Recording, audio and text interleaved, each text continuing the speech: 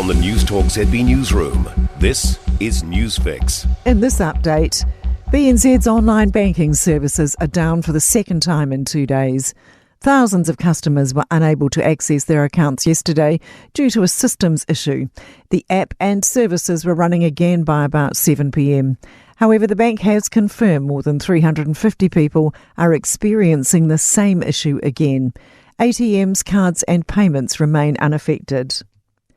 Voting is open for the Entrust board across central, eastern and southern parts of Auckland. 5 board members are elected, generally from either Communities and Residents or More for You, Better for Auckland.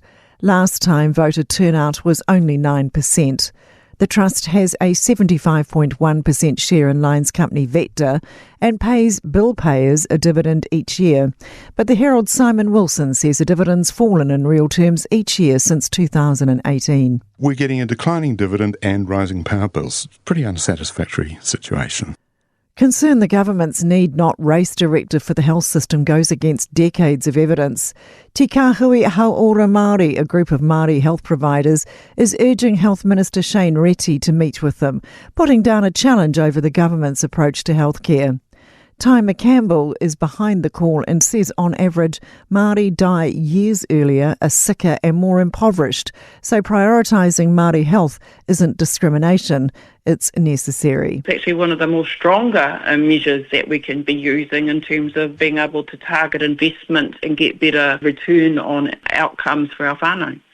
Infrastructure New Zealand says foreign investment in our country's infrastructure would also bring innovation and expertise. The government's reforming the overseas investment law to allow foreign investment to happen unless there's a risk to New Zealand's interest. It aims to pass legislation before the end of next year.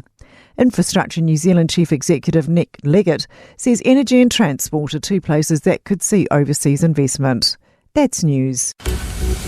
In sport, co-helmsman Pete Burling has praised Team New Zealand's teamwork on day 1 of their America's Cup defence in Barcelona. The Kiwis edged Britannia in light, fickle winds to take a 2-0 lead in the first-to-7 event. Burling says the conditions were taxing, but the team communicated well and always had answers to the moves the Brits threw at them. Made life a little harder than we should have in a couple of things, but the way we just kind of managed to go to plan B and pull it off was really cool. There are 2 more matches overnight tomorrow, but light winds are forecast and delays are expected. Football superstar Cristiano Ronaldo has scored his men's record-extending 133rd international goal to keep Portugal perfect in the Nations League with a 3-1 win over Poland. Spain struck late to edge Denmark 1-0. Tasman has lost Ethan Blackadder to a calf injury for this afternoon's quarter-final against Canterbury in Blenheim. That's sport. I'm Sandy Hodge. For more news, listen to Newstalk ZB live on iHeartRadio.